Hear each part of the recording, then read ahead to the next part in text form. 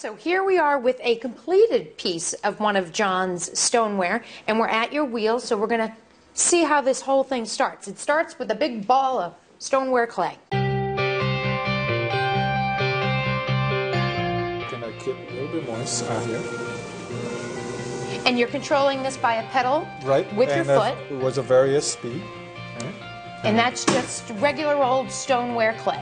Mm-hmm. All right. Yes. And put a little bit of water on them.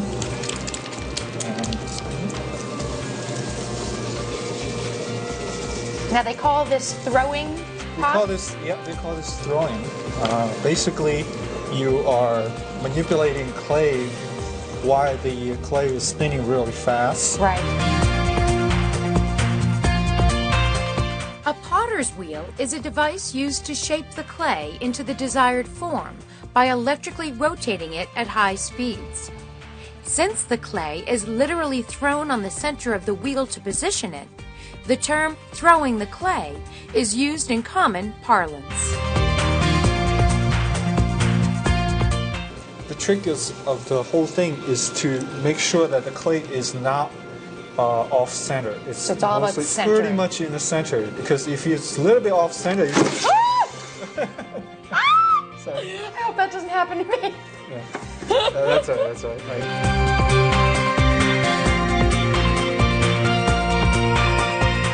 Centering the clay is probably the most important step while using the potter's wheel. It takes a combination of practice and skill to center this stubborn piece of clay.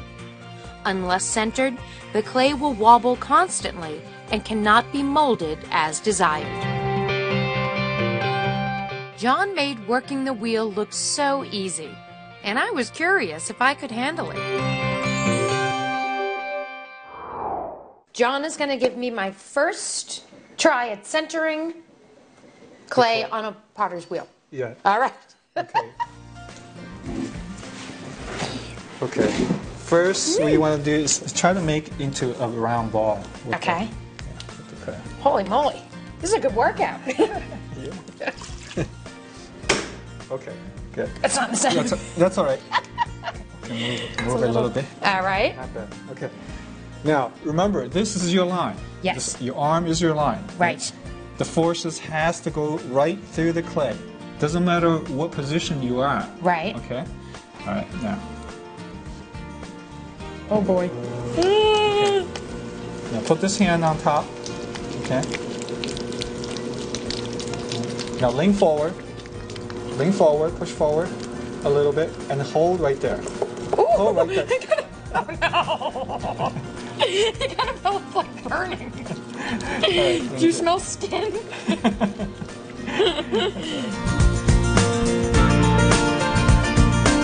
Take your hand off slowly, slowly, slowly, very gently, very gently, very gently. Voila. Did I do it? You did it. I centered the clay.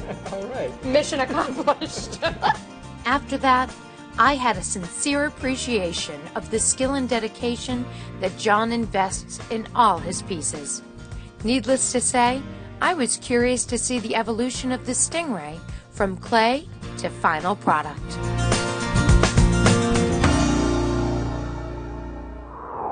So now this has had a chance to dry, and we're on the second step, which is adding a porcelain glaze. Porcelain slip, actually. A slip. Yeah, a slip. This basically lightens the inside of the plate when I apply color on top of it. So it literally is going to change the color of this from what it ordinarily would be. Okay.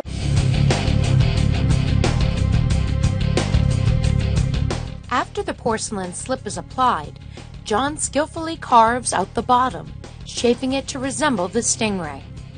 John makes the two pieces of the tail separately and individually attaches them to the body. I had to take two pieces of clay and rolls into the tail, which is from thick to thin. These are actually two different pieces. And you've done that completely separately? Right, completely separately. And then I'm going to cut the wings out from the clay, which is from the inside here.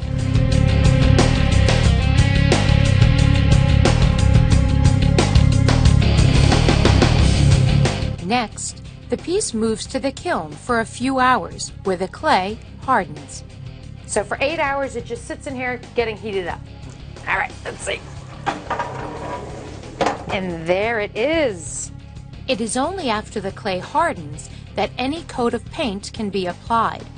Here, John coats the entire piece with a uniform deep red.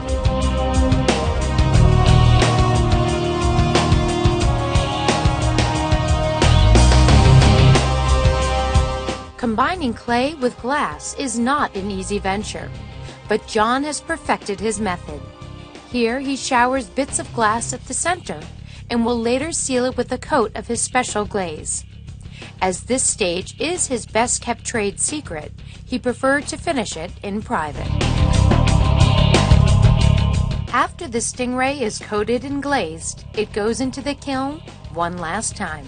John, so you put in the powdered glass and then a few coats of beautiful glaze, and then the final step was one last firing for 12 hours? Yes, 12 hours and fire up to 2,800 degrees in 12 hours. Yeah. And now we have a finished product? Yes, yes. Usually this takes about 2 days to cool off. Very wow. Slow. Very slow. Well, let's take a look. I can't wait to see it. Drum roll, please. Wow. I can already sort of see it.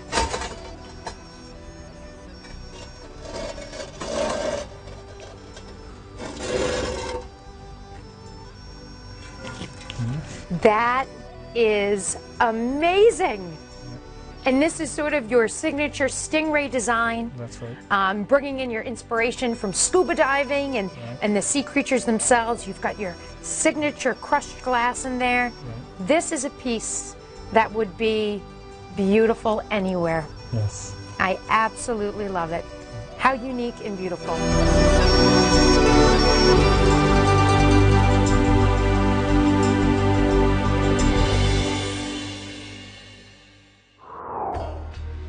If there's one ingredient that John Cheer infuses into all of his pieces, it is a healthy serving of soulfulness. John explains that the human soul, unless pulled out of its shell, shies away in hiding, never to come out into the world. Well, John Cheer never has to worry about that. His fabulous ceramic pieces are filled with an ethereal, soulful beauty that instantly reflect the beauty of all creation.